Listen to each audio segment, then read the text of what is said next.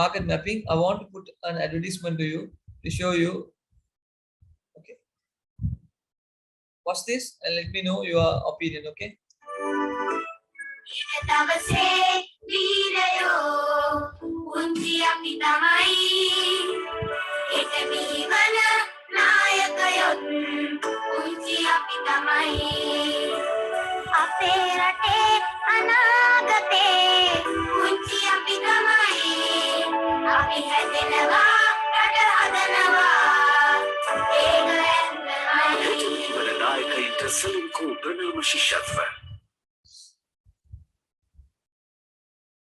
Okay, what did you understand from this advertisement? Have you ever listened to this advertisement? What did you get from this video? If you want to be the future, right? You need to invest in Silico insurance. That's one perspective. What is your perspective about this advertisement? Better future. Actually, they wanted to build a future, but unfortunately, children are saying there's no future in this country. So that is a era which is going today. Everyone wants to send their kids out of the country. Years back, when we were small, when we were seeing this advertisement, we had these goosebumps that we will construct this country to a better standard. But now we all have the intention to leave somehow from this area. So now the first thing we are going to learn from market mapping. So from the perspective, the positioning is about that advertisement actually made a big impact on the people. People started to save as much as money and they were crediting their money into the bank accounts. Mapping is a way of measuring where existing products sit on a two-factor grid. Example, young old compared with high price, low price. A market map should consist of the key features of the market on the diagram. So in easy terms, market mapping means you are categorizing the map into 4 different sectors and seeing which grid the market is falling and where the product is falling. For example, when we classify any product, we should always see where we are falling into this perception. And here you can see brand perception map, quality and price. So here you can see the quality and price. They are saying when it comes to quality and good price. Now this is the higher price. You can go with these type of values. Mini Cooper. Then they're saying that maybe I don't know what type of product is that. Let me zoom a bit. What is this? Yeah, Romro. I'm not a car fan. Anyway, so just I got this info. I got these things from online. Anyway, so we move on to the next part. We have the next other side. You can see very costliest is Porsche, then Audi, then falls Tesla, then BMW, then finally it was under Volkswagen. So quality and price somewhat comparably okay. Ford, Toyota is somewhat okay. Peugeot and they something they are given. These are the products based on the prices. Now I can go on speaking about Volkswagen. It's a very interesting topic which I don't want to start now. It's a very interesting topic. Search about Volkswagen today and get back to me. Now we move on to the worst number 1 richest company is Volkswagen. They have 36 car brands. You will see what type of brand they are producing. So youthful, sociability, luxury, mature. Mature people eat almond gold, flake, bounty, Twix. But luxury, sociability and luxury, Kit Kat and Lion. Then sociability and youthful, Fairy Mama, Pinky, Crunchy, Mode, Picnic, Mars, Dream. So youth people, right? Luxury and youth, Aero, Daily Milk, Time Out and Daily Milk, Silk. So these are chocolate which we can consider based on mapping. Where you fall is an understanding about driving the market. So we move on to the next part of the topic. We have market segmentation defined. So what is a market segmentation? You take a market, you break into smaller parts and see where your product falls into. Now, for example, if it is Sri Lankan market, there are 25 districts. You divide the Sri Lankan market into 25 areas. In Colombo district, Colombo district? You divide Colombo district into 15 to 16 parts. Then you classify Colombo district, one particular area, maybe Havelocks, how much people are buying this type of product. So understanding each market is one of the important things. Market segmentation is the process of dividing the total market into smaller groups of people who share specific needs and characteristics. Markets can be segmented based on demographic, psychographic, geographics, product benefits, behavioral segmentation. So let's see what are the type of segmentations they have given. Geographic segmentation consists of creating different groups of customer base based on geographic boundaries. From different countries, they are targeting different people. Demographic segmentation consists of dividing the market through different variables such as age, gender, income, etc. And not only these people are seeing people, they can also see location, which is very easy to set up. For example, A.R. Rahman is having his own media store in Dubai. He could have done it in UK or Canada. Why he didn't do? Because customer base is in Dubai. That's the reason he is having his office there. So demographic segmentation is what we have: age, gender, income, lifestyle, everything is discussed under this type of marker. Then psychographic segmentation consists of grouping the target audience based on their behavior, lifestyle, attitude, and interest. Now, if you go and speak to a rich person, hey, example, if you knock a rich person's house and ask, "Can I speak to you a minute?" He says, "I don't have time." But if you knock the door and if you are an insurance seller, you say, "Sir, if you die tomorrow, what would happen to your children?" Like, come in, come in. You want to have a coffee? Okay, no problem. What do you want? They will be that way. So if you wanted to pitch a person a sales, need to know what person, like which person needs which type of message. So if you are going towards a rich person, try to pitch a rich message. If you are going towards a low person, try to pitch a low message. So based on the message only, you will be trying to reach towards the person. So then we move on to the next part: behavioral segmentation. Focuses on specific reaction and the way customers go through their purchasing process, the way they behave based on the sale. You see, our people, okay, these women, I don't know, ideally, I'm not blaming any women. These women have some sort of mentality. Okay, when I say women, I take everyone in common. I'm not saying it can be mother, it can be my wife, my child, anyone, or it can be you. I don't know. So now, for example, if we take a product is there, okay. So I'm taking a place, a product is displayed, sale, under sale. So now you are going through a good showroom. Maybe I'll take Aldo, or I'll take Gucci, or maybe I'll take best products. Okay. Or maybe I'll take Reynolds. Okay. I'll take Tommy Hilfiger. So now if you see any showroom by this way, you see a price sale. Okay. I'll put in dollars, not rupee. I'll put in rupees. Starting price at 25,000. Okay.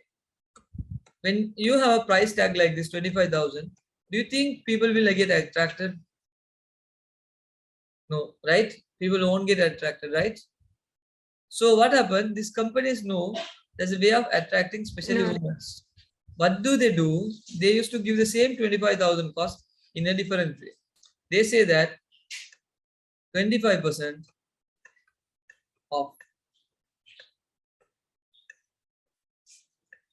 Okay. So what happened? The women walk to the showroom to get the product, 25% off. Hey, you know, there's 25% off is going on this showroom. Shall we go and buy it? Like that, they'll come. So when we take them, actually, like if we have recently seen the price, earlier it was 25,000. After 25% off, okay, you get the product for how much? 27,500. Trust me, or maybe 800. So now, actually, earlier the price was 25,000, but you are getting the discounted price. After discount, you are getting 27,800. Or people will like, hey man, I got a 25% off. See the mentality of people. Who is the king? Is customer the king or businessman is the king?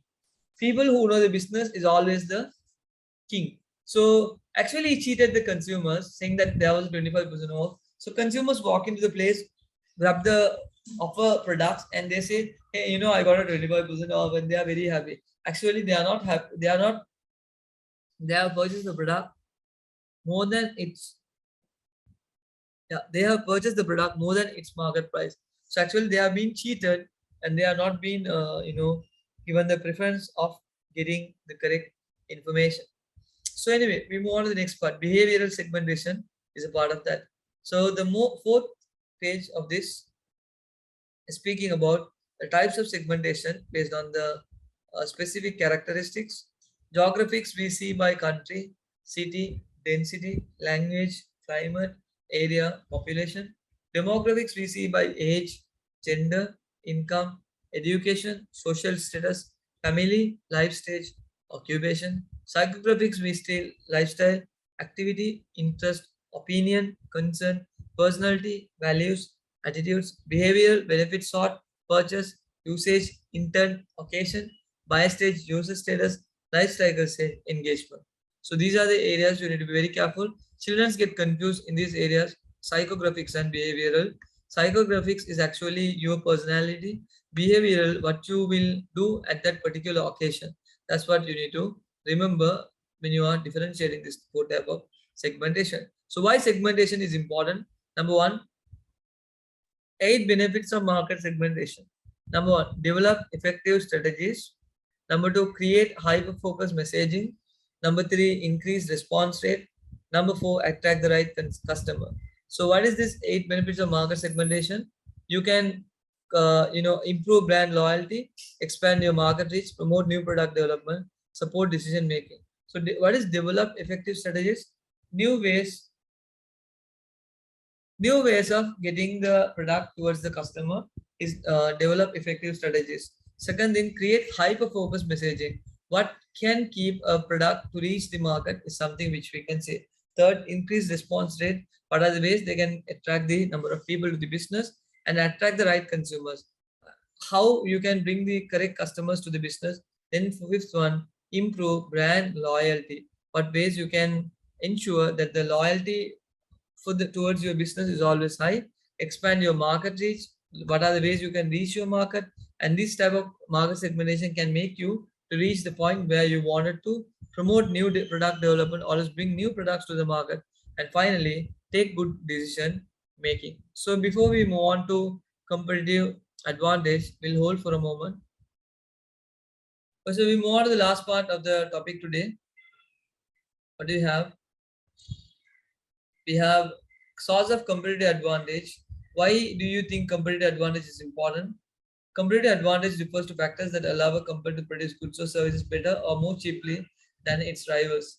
These factors allow the productive entity to generate more sales or superior margins compared to its market rivals. Rivals means competitors. Rather than competitors, you can produce more advantage due to few things. They have given a lot of reasons. One is differential advantage, core competencies, value chain, superior skills, superior resources, people, organization, culture, and structure, processes and practice, intellectual property, customers' willingness to pay, capital and natural resources, technology, high products quality, high level of services. And then what is the other part? Better technology and innovation, product attribute differentiation, better customer service, more variety, faster or cheaper shipping, location, color and aesthetics, brand identity, brick and mortar location, source of goods, price discrimination, bundle rate pricing, human resource, industry knowledge and expertise. So these are all reasons a company can become successful. Without these things, a company can never be successful compared to other competitors. They always need to find out what ways they can keep the market ongoing when compared to a differentiated way. Then we have the next part, product differentiation factors. What keeps the product actually differentiating when compared to another competitor? Number one is the pricing. How does your product's pricing compare to competitors? Is it reasonable, cheap, or good, or premium? Quality, does your company produce a product that's higher quality than competitors? Like if you charge a high price, do you give a high quality? Design, is your product easy to use? Do you have a sleek and more appealing design? What ways you can keep your company move on? Then we have features. Does the product have exclusive features that add value to for customers? What features keeps the business moving on? Then we have service. Do you offer help with onboarding or provide 24/7 support? Customization, can you tailor your product or the customer's need in a way competitors can't? Like we can do this. Like we have the individual classes for children. They can all start with the past papers. They can start with the revision. So based on the requirements of these students, we are categorizing the classes needs. So actually a student can join for the class in the way they request. Like they can start from specific chapter and directly they move on to the past papers through the online sessions which we are trying to give towards our children. Then we have the next part. Yeah, service. What ways you can keep the product move on? what type of service the business is trying to give is also a part of thing which you need to do a focus. Ways of adding value. What are the ways you can add value to make a business successful? Making a build a successful brand, deliver great customer service, add product features customers want, operate efficiently, offer convenience and speed, have a unique selling point. These are the reasons a business can be successful, which is very easy to understand. So with this, our chapter comes to an end. We have done today's content market positioning. So we have done the chapter one, unit one, content one completely by this chapter. So next class, I'll be speaking about demand and supply.